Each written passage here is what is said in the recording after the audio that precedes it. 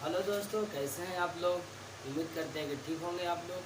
चलिए आइए, हम लोग कल अगले टाइप 2 में प्रकाश का अपवर्तन पढ़ रहे थे। उसमें हम टाइप 1 और टाइप 2 पढ़ चुके थे। टाइप 2 में हम ये पढ़ रहे थे। लास्ट मेरा क्वेश्चन था उसमें, अपवर्तनांक किसे कहते हैं। अपवर्तनांक का परिभाषा मैंने उसमें बता दिया था।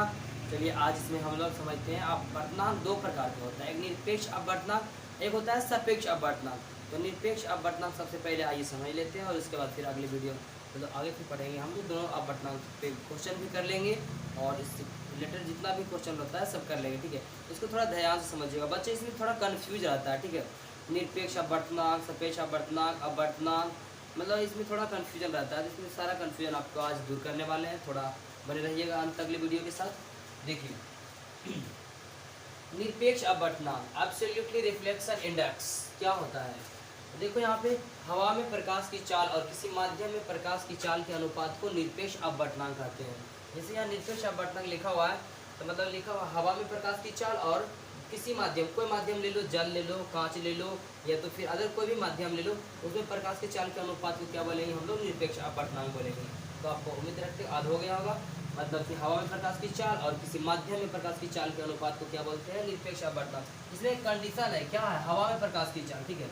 उसके बाद यहाँ देखो, इसको हम जो निश्चित करते हैं, चाल को हम बेग भी बोल सकते हैं, भी से भी निश्चित कर सकते हैं। मतलब बेग या चाल को हम भी निश्चित करते हैं, ठीक है। माध्यम को एम लिखेंगे और अपवर्तनांक को म्यू लिखेंगे।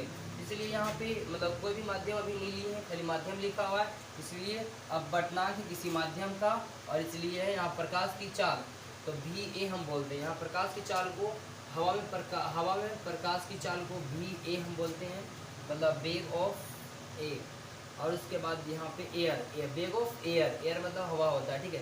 और माध्यम में प्रकाश की चाल भी एम बोल रहे हैं। उसी तरह से दूसरा अगर पूछेगा, जल का निरपेक्ष अपवर्तनांक क्या होता है, इस तरह से फार्मूला पूछ देगा, व्यंजक बोलेगा, तो जल का निरपेक्ष अपवर्तनांक क्या होता है, इस तरह के व्यंजक दे देगा। तो आपको इसमें किस तरह करना है, देखो पहले ध्यान से।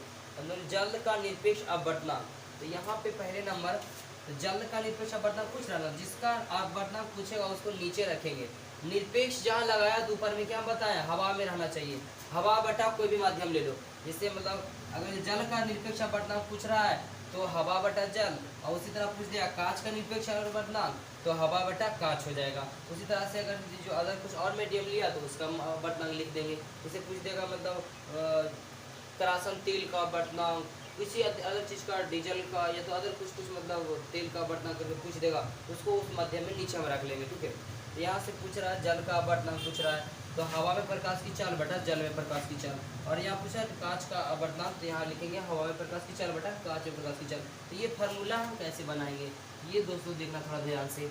इसमें क्या लिखा हुआ है, जल का निरपेक्ष अपवर्तनांक, तो यहाँ पे अपवर्तनांक किसका है, वाटर ऑफ एयर के कंडीशन में, वाटर ऑफ एयर के कंडीशन में किसका है, मतलब इसका अपवर्तनांक, जल का अपवर्तनांक। तो यहाँ लिखेंगे वही जल लिखेंगे वाटर, मतलब भी ए बटा इस तरह से लिखा जाएगा, ठीक है।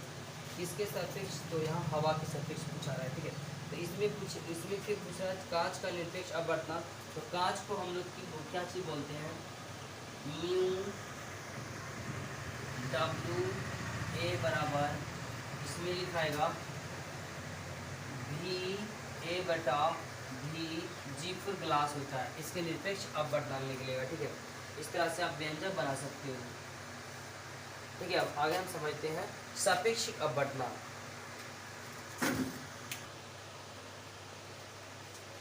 चलिए आइए अब हम समझते हैं अपेक्षिक अपवर्तनांक, ठीक है। सापेक्ष अपवर्तनांक या तो फिर अपेक्षिक अपवर्तनांक, अपेक्ष अपवर्तनांक इसको बोल सकते हैं, मतलब दोनों में से कुछ भी बोल सकते हैं, अपेक्षिक अपवर्तनांक या सापेक्ष अपवर्तनांक। उसमें हम निरपेक्ष अपवर्तनांक समझ चुके थे, जस्ट उसका उल्टा है। जैसे देखो यहाँ पे इसमें क्या होगा, मतलब उसमें मैंने बताया था, मतलब निर्वात में प्रकाश की चाल या तो हवा में प्रकाश की चाल बटा किसी माध्यम में प्रकाश की चाल के अपवर्तनांक को क्या बोलते थे, निरपेक्ष अपवर्तनांक।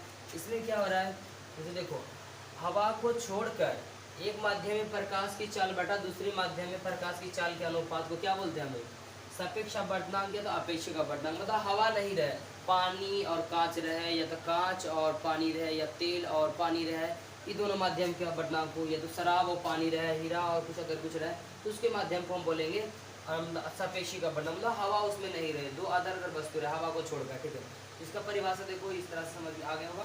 अब इसके बाद एग्जाम्पल देखो क्या लिखा हुआ है, जब प्रकाश पहला माध्यम से दूसरे माध्यम की ओर हो तो, मतलब इसका अपवर्तनांक मतलब निकालने, जब पहला माध्यम से दूसरे माध्यम की ओर, जो एक माध्यम से दूसरे माध्यम में प्रकाश जा रहा है तब उसका अपवर्तनांक कैसे हम लिखेंगे फार्मूला में और क्या होगा।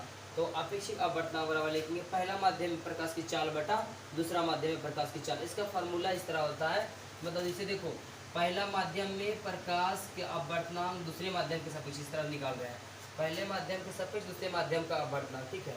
पहले माध्यम के सापेक्ष, इसको इस तरह पढ़ेंगे, पहले माध्यम के सापेक्ष दूसरे माध्यम का अपवर्तनांक, तो इस तरह से लिखेंगे C1 बटा C2।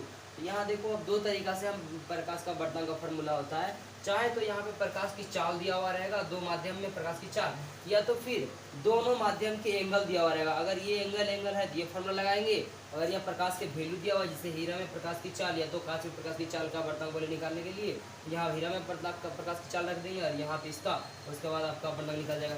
या तो फिर यहाँ अगर थीटा एंगल से जा रहा है, यहाँ पे थीटा एंगल से जा रहा है, जिसका मान आप रख करके निकाल सकते हो, ठीक है।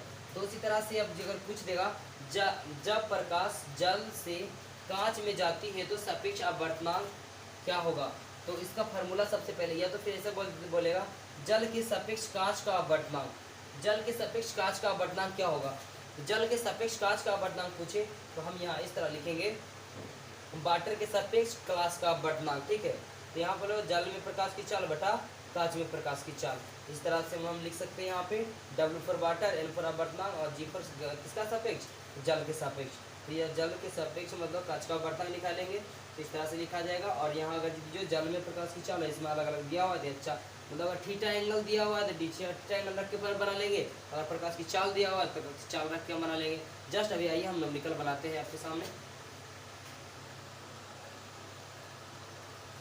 चलिए आइए देखिए, हम लोग निकालने के लिए अपवर्तनांक सीख रहे हैं। अपवर्तनांक का अभी हम उसमें परिभाषा लिखाए थे, बहुत सारा फॉर्मूला लिखाए थे। जस्ट अभी हम देख लेते हैं इसमें कि मतलब अपवर्तनांक कैसे निकाला जाता है। दो कंडीशन देता है, चाहे कोण देगा चाहे तो प्रकाश का चाल देगा। तो यहाँ देखो बोल रहा है यहाँ पे दिए गए चित्र में पहले माध्यम के सापेक्ष दूसरे माध्यम का अपवर्तनांक ज्ञात कीजिए। पहले माध्यम के सापेक्ष दूसरे माध्यम का अपवर्तनांक, यही क्वेश्चन बच्चा पढ़ता है उसका दिमाग घूम जाता है कि पहले माध्यम के सापेक्ष दूसरे माध्यम क्या बोल रहा है, पता चल रहा है। यहाँ देखो हम जस्ट लिखा था आसपास पहले माध्यम के सापेक्ष दूसरे माध्यम का अपवर्तनांक, मतलब पहला ये हो गया और दूसरा ये हो गया। तो पहले माध्यम के सापेक्ष पूछा ना, तो पहला ऊपर रहेगा दूसरा नीचे रहेगा। तो यहाँ पे हम लिखेंगे इसका फार्मूला, अगर थीटा दिया हुआ है तो थीटा लिखेंगे SI साइन I बटा साइन R, मतलब ये I हो गया अपतन कोण और ये अपवर्तन कोण R हो गया, ठीक है।